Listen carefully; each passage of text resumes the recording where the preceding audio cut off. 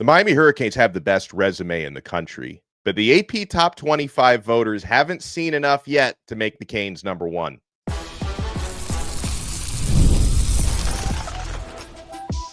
You are Locked On Canes, your daily podcast on the Miami Hurricanes, part of the Locked On Podcast Network, your team every day.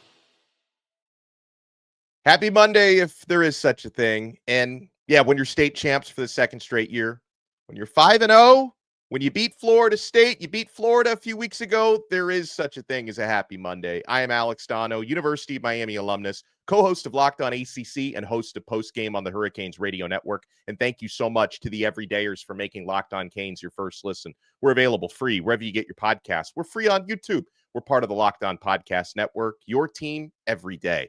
Today's episode is brought to you by FanDuel. Right now, new customers can bet just $5, and if your bet wins, you'll get $300 in bonus bets to use across the app. Download the FanDuel app today. On this loaded episode, we're going to talk about the impact transfers and freshmen, because, yeah, you've got guys who are new to the roster who are making big-time differences this year.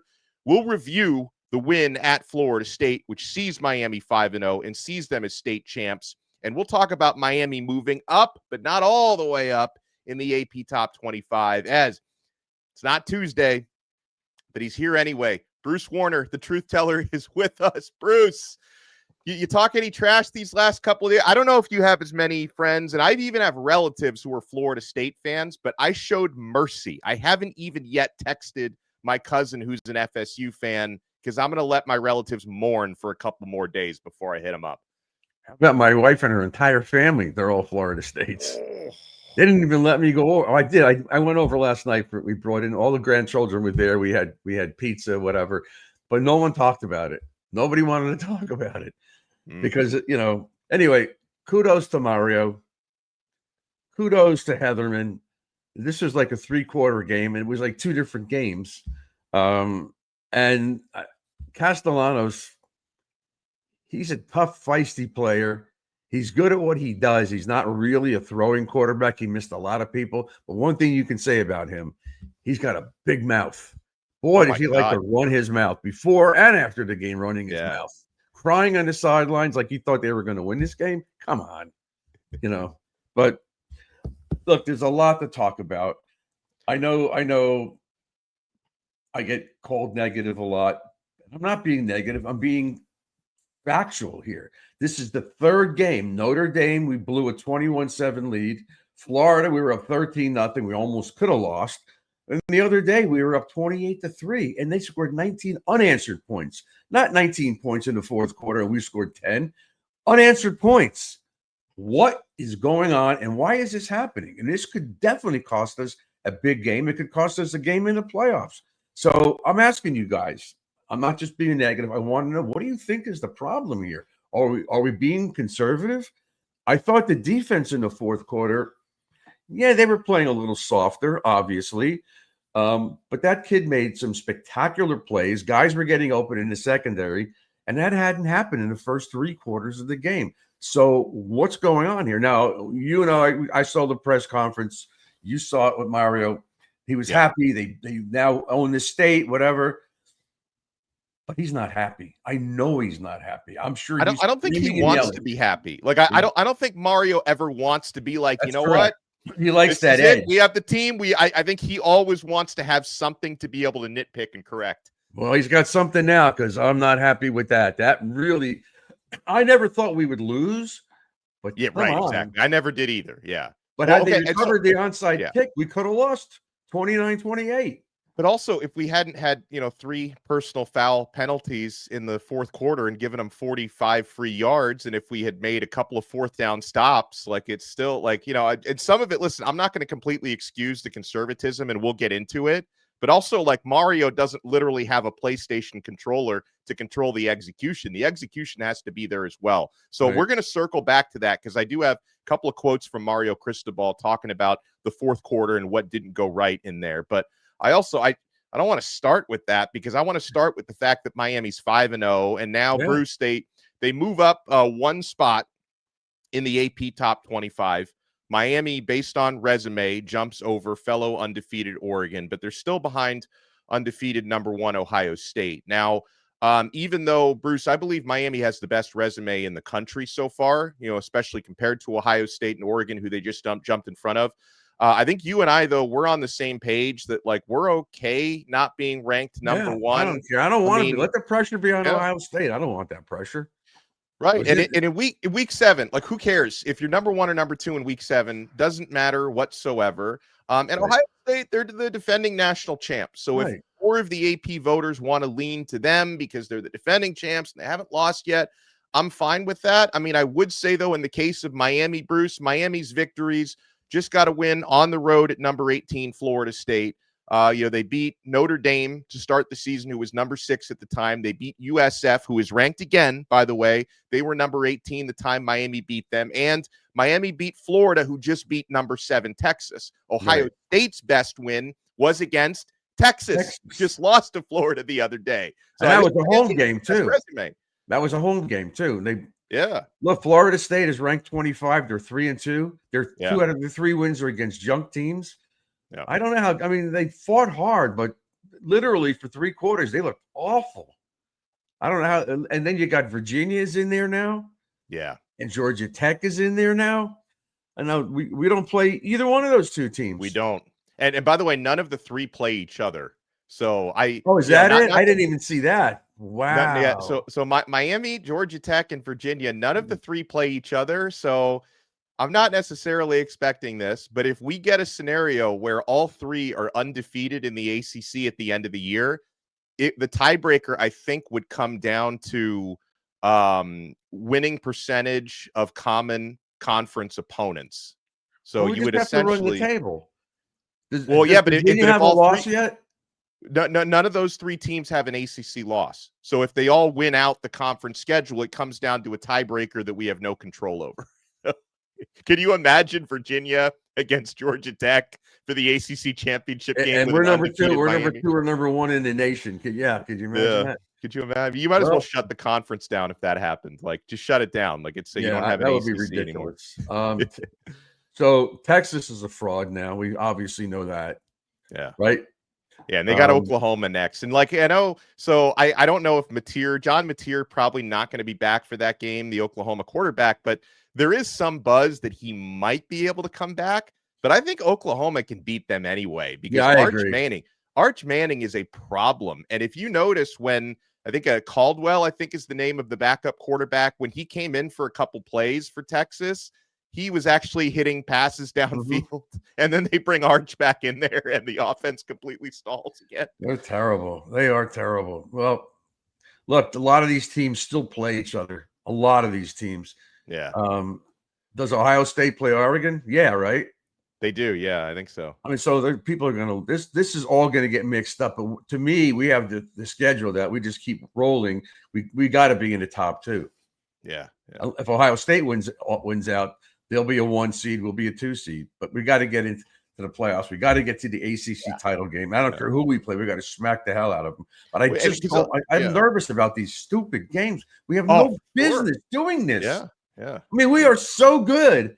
Yeah. How does it flip? Yeah. Well, the thing is, we've already played on paper the toughest games on our schedule. Like there is no game remaining on Miami's schedule that's any tougher than multiple games they played already this year. That includes at SMU, but we have to go to Dallas for that one. Right. Miami's got, after the bye week, they have Louisville, who just lost to Virginia. Doesn't look that great so far, but that they have a dangerous offense, and some of Louisville's offensive playmakers have not been healthy. Isaac Brown and Duke Watson, both of their running backs, they've been playing, but they've been banged up. So I'm guessing they're probably going to be healthier by the time they play Miami. So they could be more dangerous than they've been the last couple of weeks. But, Pittsburgh at the end of the season, Pittsburgh looks a lot better since they made a quarterback change because Eli Holstein was really playing poorly. They made a change this past weekend. They looked really good. So it's like, I don't want to get too crazy about 5-0 because Miami needs to finish the job. I mean, Miami's going to be favored, Bruce, against every team remaining on the schedule, but we need to stay focused and we need to finish teams. So we beat FSU. Great. We're 5-0. We won the state. You're more into the recruiting than I am, but I keep hearing stuff. Why on earth would Calvin Russell go to Syracuse and not come here? Why? I'm not saying he's not. I think he's going to come here. Yeah. But Yeah. it's like, all right, already. He comes to our games all the time. He'll probably be here for the Louisville game. Yeah. I think him he's going to going end up up there. They're not so I think great. he's Syracuse. I think Calvin Russell's going to end up flipping here would be my educated guess. Right. And by the way, on the recruiting note, Florida State, they had over 100 recruiting visitors for the Miami game. And I was reading, it was on, I think, Knowles 24/7, kind of a recruiting recap. And they even said in the article, this is written by, Seminole beat reporters, that Miami was able to quiet the crowd there for a big chunk of the game. And they even said it really took something away from the atmosphere and recruits also. So they thought it was a missed opportunity in recruiting. So hopefully, Well, of course it is. that plays in They got Miami's beaten favor. at home. They were getting destroyed. Yeah. I still don't see Derek Cooper coming here, but I think with Texas having problems, maybe they can get James Johnson. Yeah, I would love that. I mean, you could see Although Miami's he canceled the visit, linemen. but still, I want to see that. I think he's a really good player. Yeah, well, we got a lot more to get into on this Yep. episode of Locked On Canes. Do a little bit more of a review, the good, and then the fourth quarter from the Florida State game. You want to keep it locked right here. We got the Truth Teller with us on a bonus Truth Teller Monday on this brand new episode of Locked On Canes. Folks, Peloton is shaping the future of fitness with the brand new Peloton Cross Training Tread Plus, powered by Peloton IQ. It's their most advanced equipment yet, designed to give you real-time guidance and endless ways to move, whether you're running, lifting, or cross-training with your favorite instructors, guys, on Peloton. This is an amazing program and an amazing piece of equipment. Folks, this is training reimagined. Peloton is built for breakthroughs with tools that help you plan, stay motivated, and reach peak performance. I love how Peloton IQ Systems offers real-time strength coaching. It actually tracks your reps, suggests the right weights, corrects your form, making every rep safer and smarter. And the personalized class recommendations keep you engaged. You get workouts tailored to your vibe and energy levels each week. So let yourself run, lift, flex, and push forward. Explore the new Peloton Cross Training Tread Plus today at onepeloton.com. Thank you for making Locked On Canes your first listen. For your next listen, make sure to check out Locked On ACC. Kenton Gibbs and I will have a new episode later on today. We'll talk about Miami's win against Florida State, Louisville's loss to Virginia, all the other crazy things that happened in the conference over the weekend. Locked On ACC is available free wherever you get your podcasts and available free on YouTube. Bruce, I think we should start with Carson Beck, who for the first time this season got an opportunity to play a game with no rain and no wet football. And these are the types of games that exemplify why Miami went out and got Carson, someone with his experience to go on the road. And this is not even the toughest environment he's faced on the road after his days in the SEC, for him to be able to deliver when Lil Tommy Castellanos on the other side threw 2 interceptions and made key mistakes. Carson Beck, 0 INTs, 0 turnover-worthy throws, 4 touchdown passes, 74% of his passes go complete, including some big shots that he hit down the field. This is why you went out and got Carson Beck, and he delivered in this road environment. I'm thinking about, he had a bad game, and I remember saying last week, I know for a fact that they're working with him on his footwork, on his reads, and he said so. They did, because he was off, and wet ball or not, his footwork wasn't so great. And I also thought that that our offensive coordinator, Dawson, called a much better game. Now, I remember telling you at the Notre Dame game, they were stacking the box. Why keep running into the box? And they didn't. So Saturday night, they're stacked. They had 6 in the box this time and probably 2 linebackers. So the running game wasn't so great. So what does he do? He goes right, he goes left, he goes right, he goes down the middle. They do flea flickers, the quick slants. CJ took it to the house off of a quick slant like that. That's what you have to do. You don't just sit there and say, well, we're like Mario's mantra. Let's just run it down your throat. What if they stack the box with 10? You're going to do the same thing? No, they were smart. They went wide and they damaged Florida State's defense. They gashed them. And the flea flicker to Malachi, and the other one, the little pass down the middle where he looked like the road runner on that play. He gone. Great. And I heard he also say you're not going to catch him from behind. There's no way. And Malachi, he had 2 touchdowns in the game, but Yeah. his best play was, I think, the one that was taken off the board because he put a move on that one defensive back that just broke the guy's ankles, and then an illegal shift from Keelan Marion negated the play, which was unfortunate. So I mean, Malachi had 107 yards receiving, 2 touchdowns. He could have had 150 yards plus because that one that got taken off the board was not his fault. No, I think what was it? Somebody went up. Was it Marion that took? Yeah, it was Marion. Illegal Motion. Yeah. Well, he was going to the side. Then he turned up. He turned up before the snap. Yeah. All right. Well, it happens, I guess. Maybe he couldn't hear the snap, all that noise. By the way, that is. I have to tell you, I shut the sound off in the middle of the first quarter. I like Chris. I like Herbie, and I know Chris, but I couldn't listen to it. I can't stand that damn chant. Yeah. So I shut it off. I just watched the game with no sound. I don't blame you.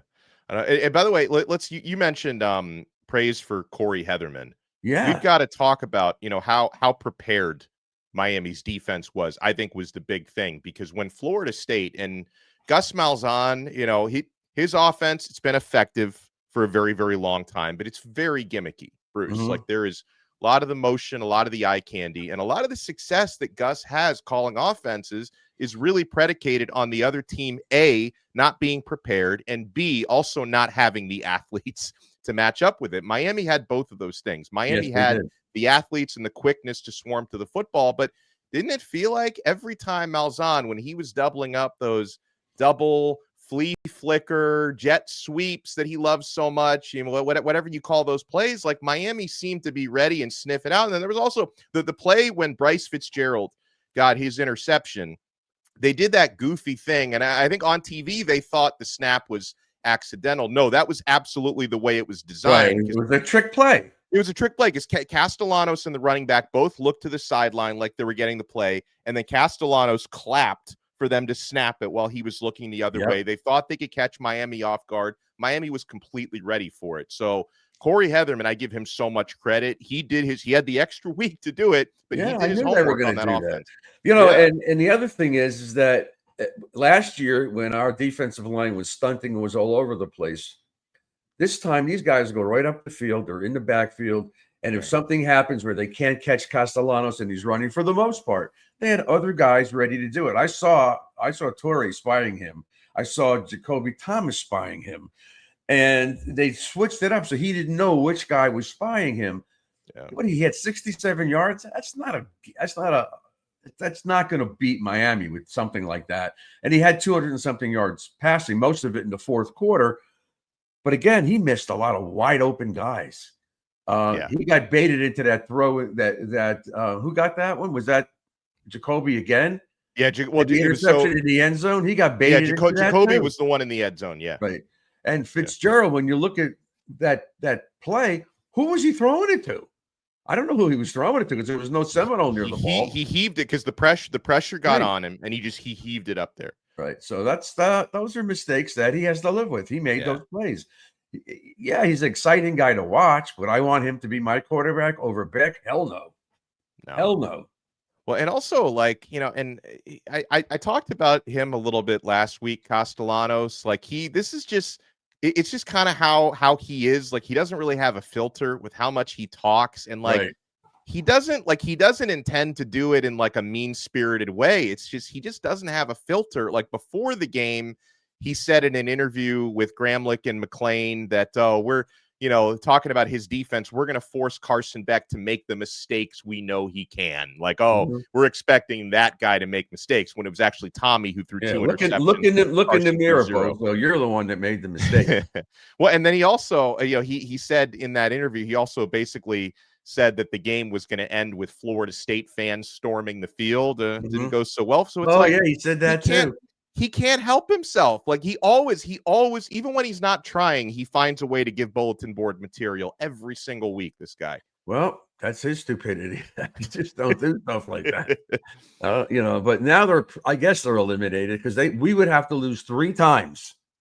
And Virginia would have to lose 3 times because they have the tiebreaker. We do. Georgia Tech would have to lose 3. And you know what? Duke is also undefeated in the conference, by the way, right now. 3-0. We don't play them, do we? No, we don't play them.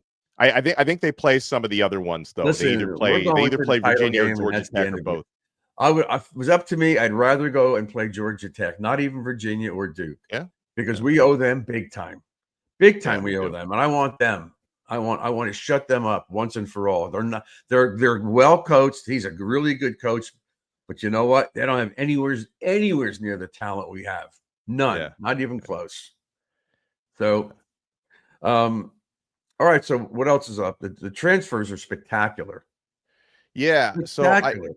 So who would you say outside of Carson Beck, quarterback, low hanging fruit to pick him? He's having a great season. And by the way, let me just mention this: Carson Beck is back atop the Heisman Trophy odds. He and Dante Moore, the quarterback of Oregon, are the two favorites right now at plus 600 odds.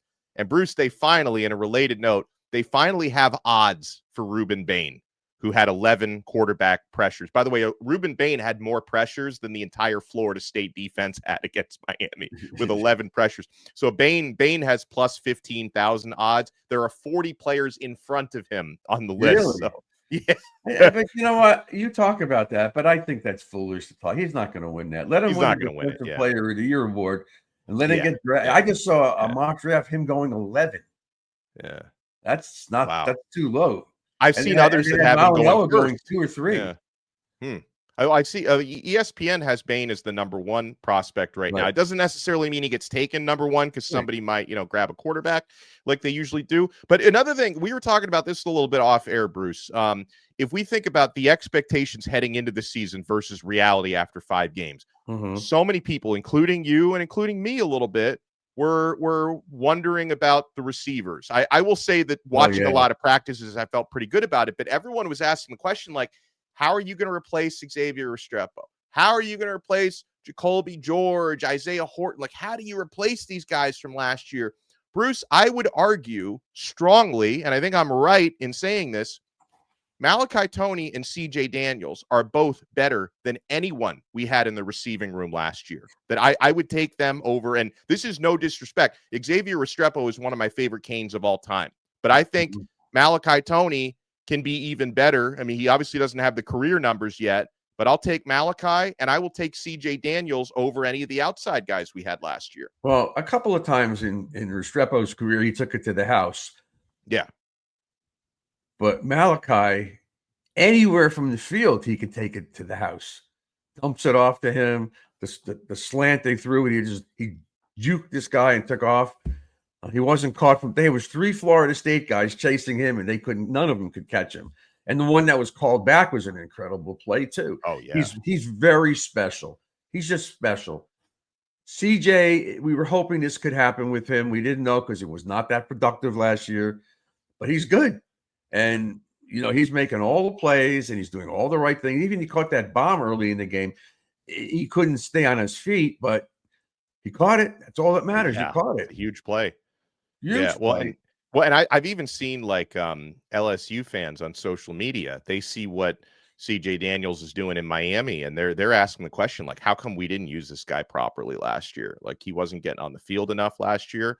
All right, so when we come back, I got some of the words from Mario Cristobal, what he said this morning about the fourth quarter. So I want to get into that a little bit. We got the truth teller with us. I am Alex Donno. We're not done yet on this brand new episode of Locked On Canes. My friends, this episode is brought to you by Square. Your favorite neighborhood spots run on Square. There are certain businesses that make the neighborhood the neighborhood. These are the places that become an extension of home. Whether it's the sports bar dedicated to your team's fan base, the spot with the best wings in town for game day, or that beloved local chain that's been rooted in your community for years. These businesses are what bring people together. When neighborhood businesses thrive, the whole neighborhood thrives. I love when the food trucks get together in my neighborhood and they all run on Square. In fact, Square is a proud partner of more than 4 million neighborhood businesses around the world. You can go to square.com/go/LockedOnCanes to learn more. But before you do, support your favorite neighborhood spot. You'll be happy you did. Square. We'll see you in the neighborhood. Folks, we are also proudly brought to you by FanDuel.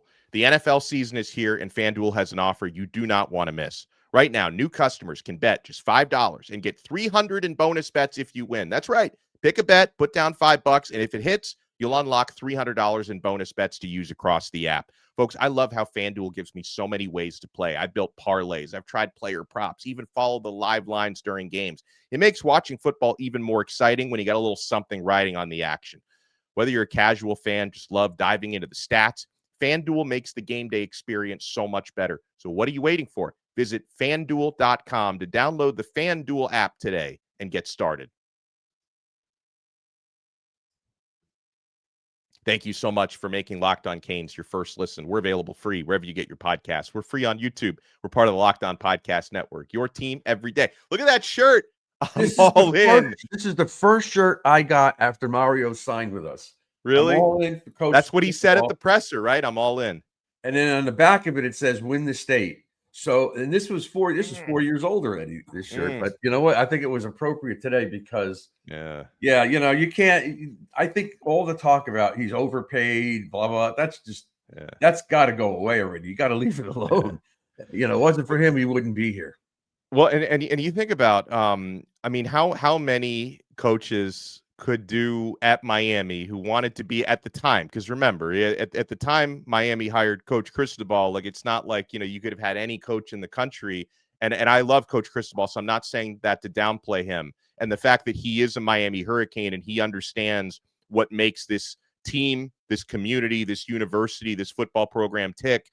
Like Bruce, what he has done in now under 4 full years since he took the job here, what he has done in transforming this program, in turning around the roster, recruiting, transfer portal, turning the staff around, because I think we can all agree this current coaching staff is superb.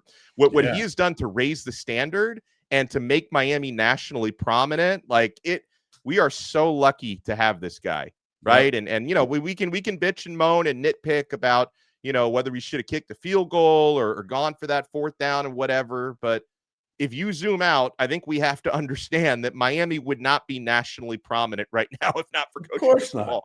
Yeah, and you know what? I don't watch all these videos. I watch our show sometime. Well, I almost always watch the show, even if I'm not on it.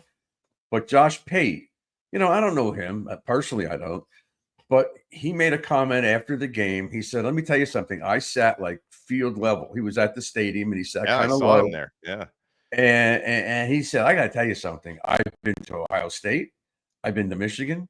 I've been to Georgia. Now I'm in Tallahassee. I was in Texas.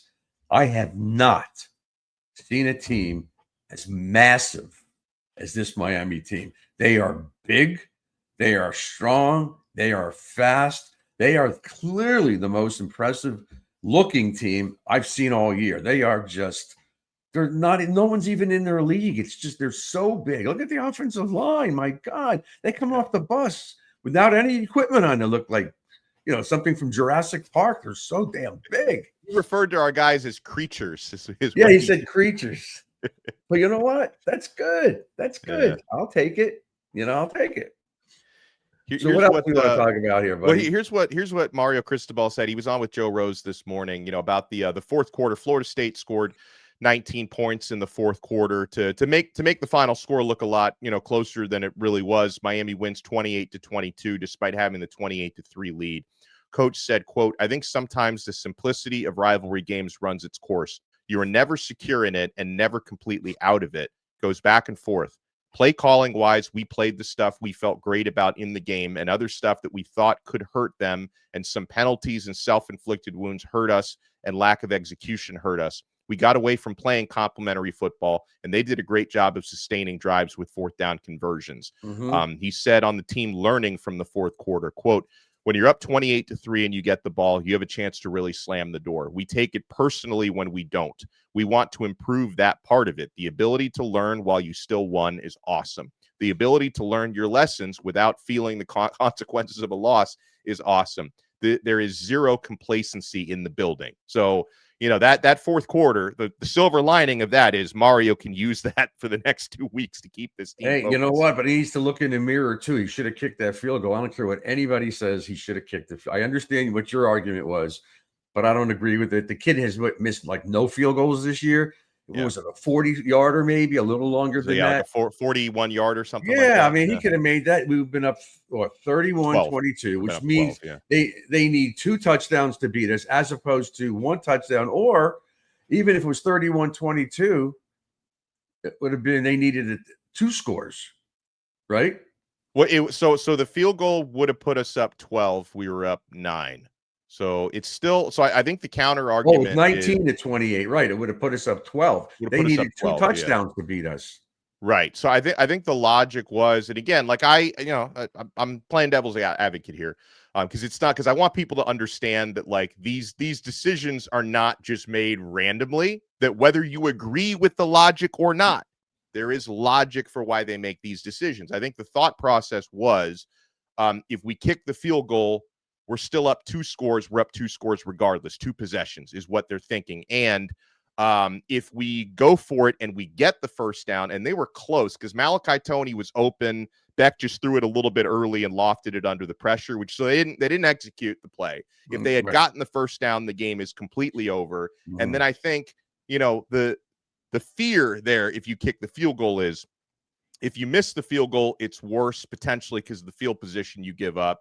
And if the field goal gets blocked, God forbid, that can be the play that decides the game in the other direction. So whether you like it or not, like I'm not saying you have to like the decision, but I want people to understand that there are reasons why they make these decisions that you don't always like. Is this your logic, or did that come from Mario? It didn't directly come from Mario. You just made this crap up. I didn't make the crap up. These are analytics people. I understand, but I don't care for analytics. I just they should have kicked the field goal. Cares about analytics to me is like, forget about it. Well, okay. The thing is, but then the counterpoint of it is, and I don't want like this one experience to affect every way that they call a game, but the other side of it is what happened last year at Syracuse, Bruce, when Miami was unable or unwilling, no matter how bad your defense was, you should never give up a 21-point lead in a game. They kept throwing the football. Their drives were stalling out. They weren't taking any time off the clock. They weren't shortening the game at all for the other team. So it's like they're doing now the opposite of what happened at Syracuse last year. And you could argue, even though a couple of these games have been closer down the stretch than we care for, it's worked because they haven't lost. So shortening the game has actually worked for them. Yeah, well, you could say that in hindsight, but to me, we should have blown out Notre Dame. We should have blown out Florida. We did blow these guys out until the 4th quarter. And that's what I want to say. Listen, I think this may have been one of the few games that you and I were texting back and forth without a lot of cursing. Yeah. Because we were pretty much okay. And then the 4th quarter, we got a little nervous. Just got a little frustrated. I wouldn't even say like I never thought we would lose. I just got a little frustrated because I wanted to step on their throat and we didn't. I was a little frustrated. Right. But still, now they're 3-2. Yeah. 2 wins are against garbage teams.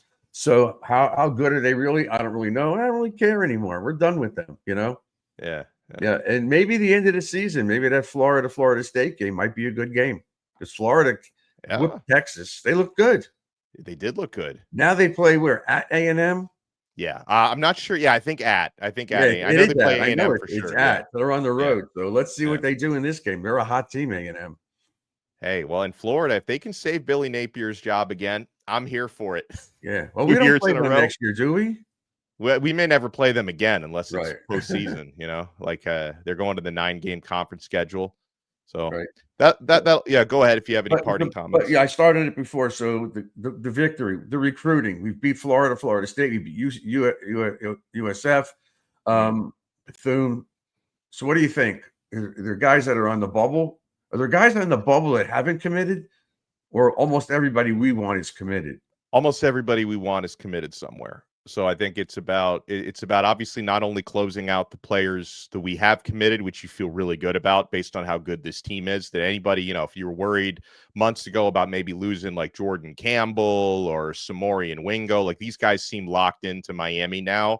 And then, you're trying to go after, the James Johnsons and the Calvin Russells and Anthony Tank Jones. And like Oregon is also playing really well. Like there's, Oregon hasn't fallen yet this year. That's where Tank Jones is committed, but maybe Miami being, closer to home for him, being a Southeast guy might play in our favor, and Miami doing well. About the USC offensive lineman may decide to get the hell out of there. Oh, Colajay, maybe both of them.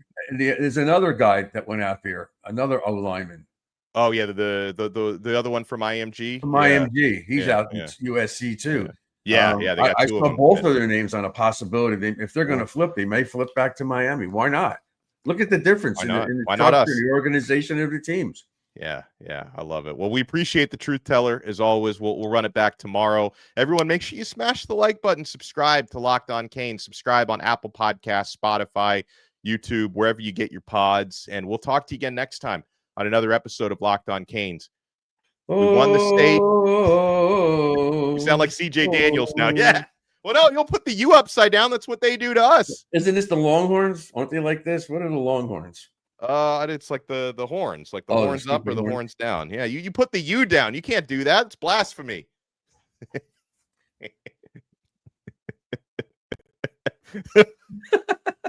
We'll talk to you next time on another episode right here on the Locked On Podcast Network. Your team every day.